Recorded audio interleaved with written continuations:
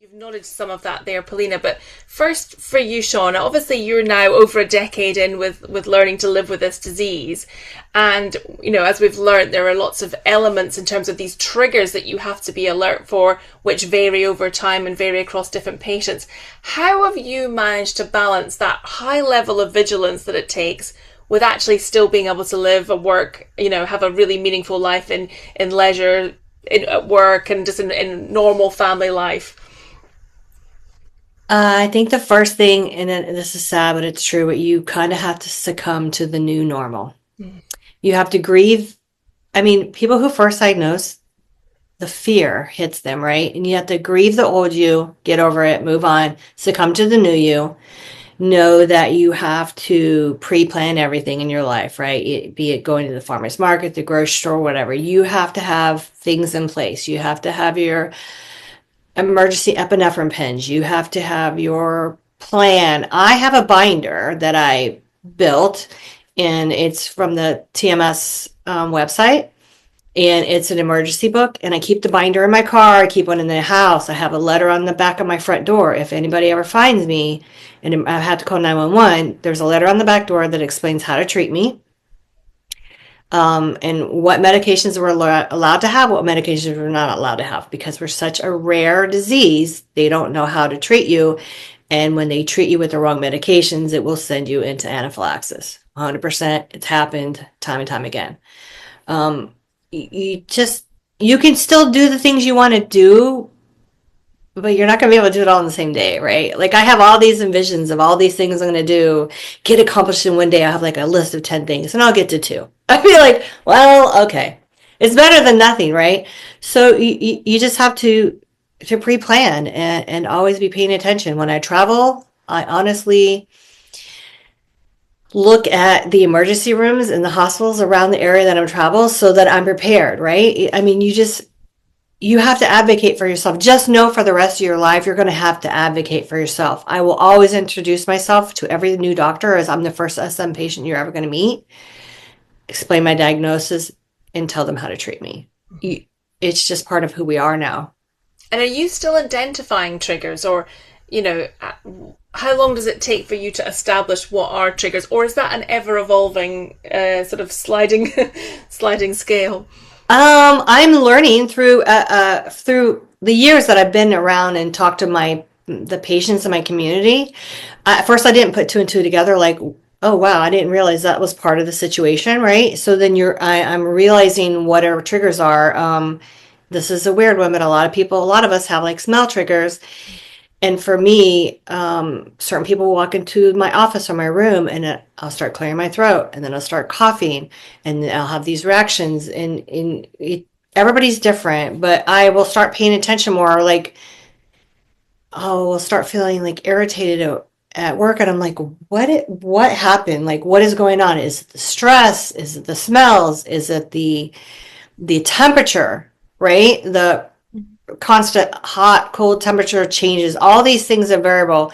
And then you're like, oh, well, that makes sense. This happened, right? Like after the fact, you're like, oh, okay, that's why. But I'm thinking in my mind, what is wrong? What is triggering me, right? You're always trying to so I'm still learning. We're changing every day. I could eat something today that I've eaten all my life and be anaphylaxis. That's where you get the trauma, the constant trauma, but you don't know what's going to trigger you, right? But I'm not going to live my life where I'm scared of everything. Yeah. You can't. Yeah. And I guess that's an evolution of mindset to move yourself out of that fight or flight type mentality, which would be completely natural to be in a state of all the time. Yeah. Mm.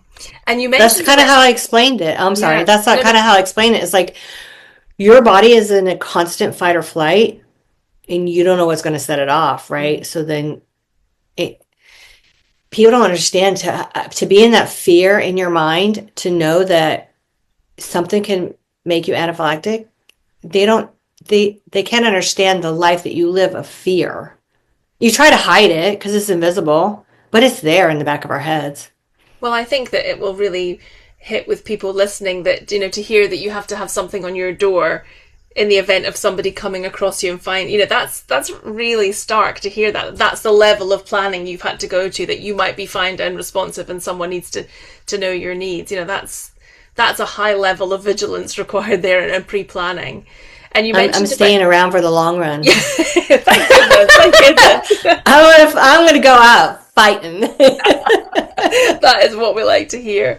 And you mentioned there about your binder, sort of like your care plan, I guess, Bible that Yeah. kind of comes with you. So, Polina, can you support patients and physicians working together? Because that sounds like a really crucial piece Yeah. of work that, is going to evolve. And especially in an era where we're looking at personalized sort of care plans, how do you develop that, and how do you work with patients to keep it updated Yeah. and to make that an optimum for them? Yeah, again, I think that this is a lot of communication, information. All this, each of these episodes also should be discussed with your physician, and we know that there could be some triggers as like different fragrances, and then, for example, in this exactly in this situation, what was their reaction? So then we can at least say that if we can exclude severe anaphylactic reactions, though this is not life-threatening, and usually if once period was like this, it usually will stay not life-threatening when we're talking about this trigger.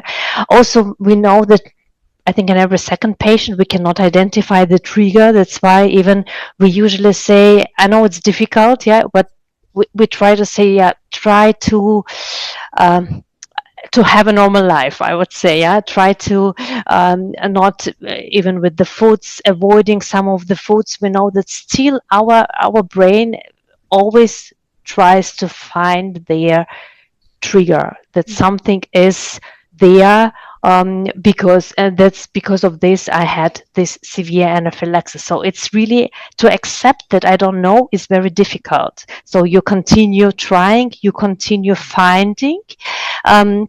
And with anaphylaxis, it's really difficult.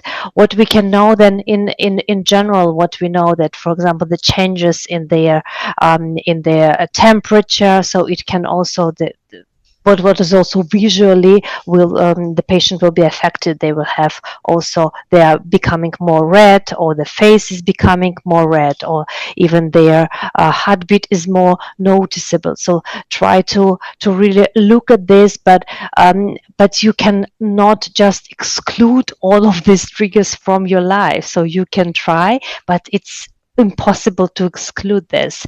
With this, again, communicate with the patient. We have also more information on this, just written information. So the patient should have mastocytosis passport, where it's also the steps are being written, what you should do.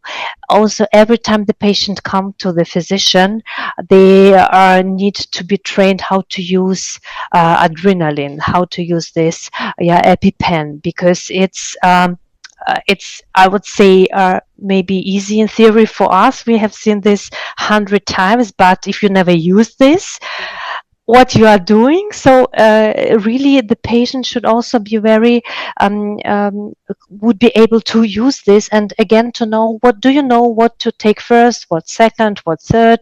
Did you talk with your family about this? Because they also need to come and to know this information, because if anaphylaxis is so quick, then there are other people who need to know what to do with you. So again, more explanation, and try to I would say that try to make the patient also feel that they are can be safe if they have good communication with the physician. So that's Is it yeah. always obvious for the patient and the caregiver which sort of response is going to lead to one that's going to need medical attention, or the administration of adrenaline, or is there kind of a grey area in that? Yeah, this is, I would say, I always also say that there are typical also signs of anaphylaxis. So you will feel this something in your mouth, or something not clear in your brain. So something which is just a general feeling. It's something strange coming on with you. And then even if you are Impending not doom. sure, yes, Exactly. And then if you are not really sure, just use adrenaline. It's better to use than not to use. So this is also, you don't need to really think too much along about this, I would say. Did you say pending doom? Did you say there, Shauna? Was that how you So described that? impending, you get this feel of impending doom. I don't know how to describe it. It's kind of like Yes. the blood pressure comes from up into your head, and you kind of get this impending doom, and like you feel like, oh my God, am I going to die? And you're like, okay, it's time to use an epinephrine. But to be honest, a lot of the community are not clear on when not to use that, and there are new protocols, because it used to be the protocol you had to go to the ER, you had to take your epinephrine pin with you, blah blah blah. But the protocols have changed. But I honestly kind of had some back and forth with my doctor regarding this.